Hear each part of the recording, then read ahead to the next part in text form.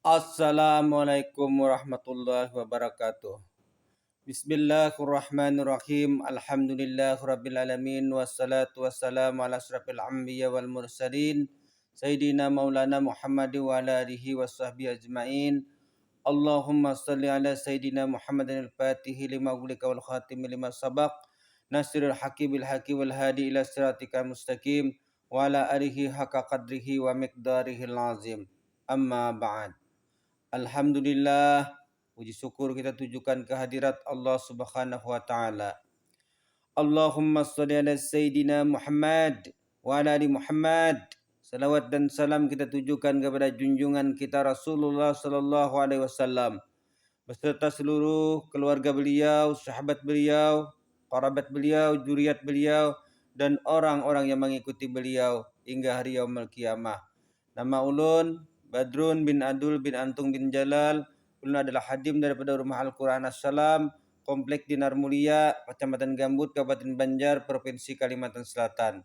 Dalam kesempatan ini, ulun ingin berbagi pendapat, berbagi pengetahuan, pengalaman dengan sahabat-sahabat ulun, kawan-kawan ulun, dimanapun mereka berada, dan juga kepada seluruh pengunjung channel YouTube kami dan subscriber kami dimanapun berada. Kali ini kita tetap membicarakan tentang masalah tasawuf. Apabila engkau menghendaki bahwa mengenal daripada kadar engkau di sisi Tuhanmu, maka tiliklah di mana Tuhanmu menempatkanmu. Nah, jadi kalau hendak mengetahui ukuran diri kita di sisi Allah Subhanahu wa taala, maka tiliklah dan carilah di mana andaknya kita ini, di mana tempatnya kita ini. Hanya ketahuan manusia itu ada dua bahagi. Nah, jadi manusia itu terbahagi dua gulungan. Gulungan yang mana kita ini cari dulu gulungan yang A kan, yang B kan, yang di antara dua gulungan tadi. Golongan yang pertama adalah golongan orang yang beruntung. Nah, golongan orang yang beruntung itu yang pertama. Yang kedua adalah golongan orang yang celaka.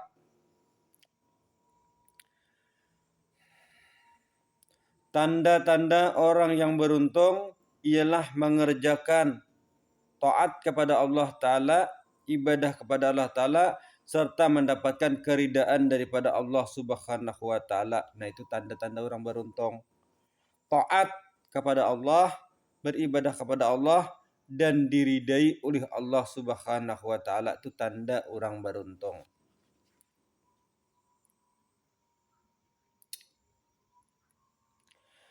Tanda kedua yaitu tanda orang yang cilaka. Ini tanda orang cilaka. Meninggalkan taat kepada Allah taala, artinya kada mau taat orangnya lawan Allah taala.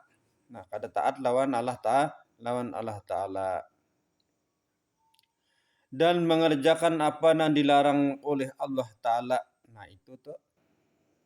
Jadi di antara dua golongan tadi, apakah kita termasuk kepada bahagian orang yang beruntung, ataukah termasuk kita bahagian orang yang celaka. Nah, orang yang beruntung ialah orang taat kepada Allah Ta'ala, beribadah kepada Allah Ta'ala, dan diridai oleh Allah Ta'ala, itu beruntung.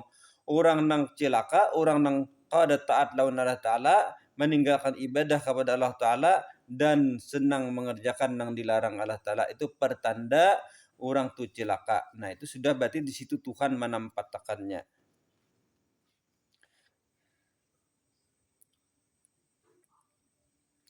Inilah tanda-tanda umumnya manusia. Itu tanda-tanda manusia secara umum. Adapun bagi orang-orang yang semakam hawas, ini makam orang hawas sudah.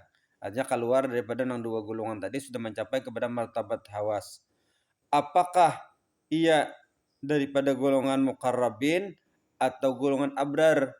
Nah, jadi orang hawas itu memang ada golongan abrar, ada golongan muqarrabin.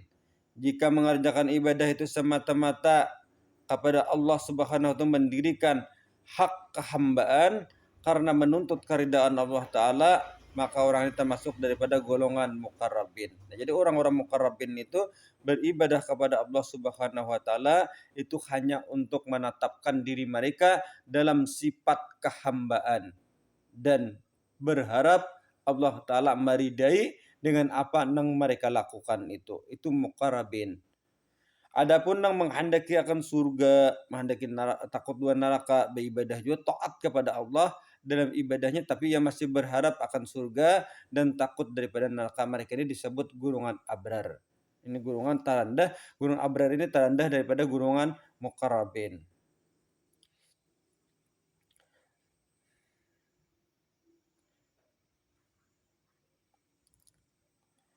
Manakala diberi rezeki oleh Allah Subhanahu wa taala, orang yang diberi rezeki itu, manakala engkau diberi rezeki oleh Allah taala dan engkau mengerjakan taat kepadanya dan kaya engkau dengan daripada taat kepada Allah taala. Orang ini sudah kaya, sudah taat kepada Allah taala, ketahui bahwasanya itu Allah taala menyempurnakan nikmat atasmu zahir dan batin.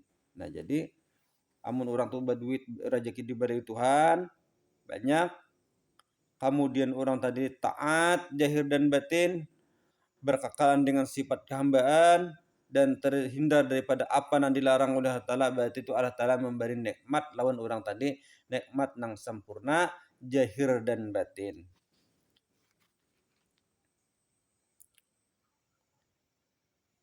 Yang dituntut daripada hamba itu dua perkara. Allah Ta'ala menuntut kepada hamba tadi cuma dua perkara. Pertama, mendirikan taat kepada Tuhan zahir, secara zahir. Itu yang pertama. Yang kedua, bergantung hati seseorang tadi pada batinnya itu hanya kepada Allah semata-mata. Itu yang kedua.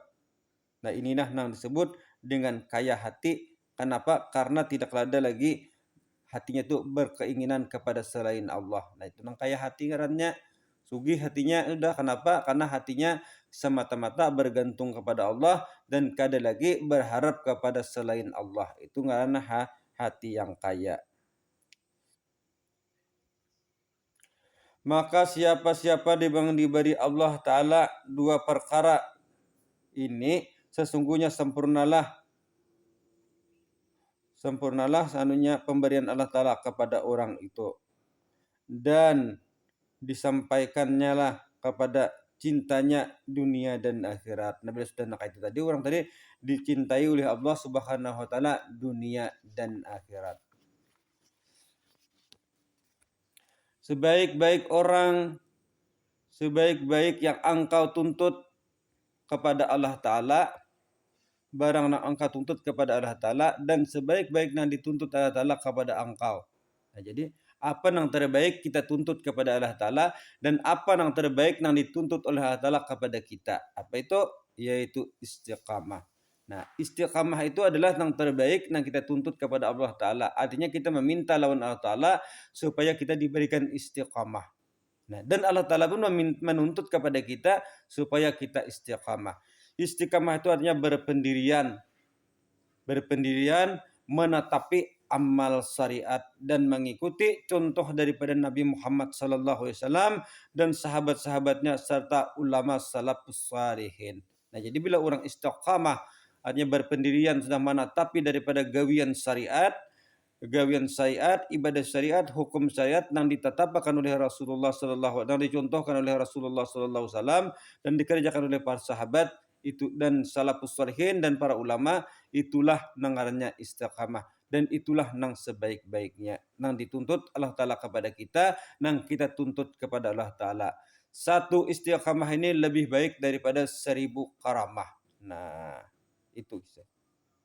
Lebih baik engkau menuntut istiqamah tadi daripada engkau menuntut karamah kepada Allah Ta'ala dan derajat di sisi Allah Subhanahu Ta'ala. Karena semua itu adalah bahagian daripada hawa nafsu. Nah, jadi orang tadi sudah mencapai nang tadi, nang pemberian Allah Ta'ala lalu meminta karamat kepada Allah Ta'ala. Atau orang nasarikin, atau orang sudah arifin meminta karamah lawan Allah Ta'ala supaya ia memiliki karamah nang menyalahi daripada orang banyak. Nah, itu meminta itu Allah Ta'ala, maka sesungguhnya itu adalah bagian daripada nafsu. Maka orang yang kada meminta karamah tadi dan kada meminta derajat, meminta istiqamah kepada Allah Ta'ala lebih baik. Ini yang meminta karamah lawan Allah Ta'ala. Nah, karena inya misalnya arifin sudah absarikin tetap kada baik. Apalagi kita meminta karamah lawan orang lain. Orang lain bisa karamah, lalu karamahnya kita pintai. Nah itu lebih jelek. Sedangkan orang yang meminta karamah Allah Ta'ala sudah jelek, apalagi meminta karamah kepada orang lain. Karena apa? Karena istiqamah tadi lebih tinggi nilainya di sisi Allah Ta'ala daripada karamah. Karamah itu hanyalah sebuah hiburan bagi para aulia Allah Ta'ala. Itu diberi karamah itu hanya sekadar untuk menghibur-hibur mereka. Sedangkan istiqamah itu adalah pendirian yang dihargai oleh Allah Subhanahu wa taala. Berarti istiqamah lebih baik daripada karamah. Itulah intinya.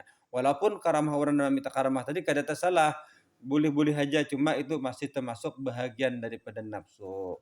Sekiranya inilah yang bisa kami sampaikan dan video kali ini. Mudah-mudahan kita dapat mengamalkan daripada ilmu-ilmu tasawuf yang sudah kita pelajari. Wabillahi taufiq wa hidayah. Wassalamualaikum warahmatullahi wabarakatuh.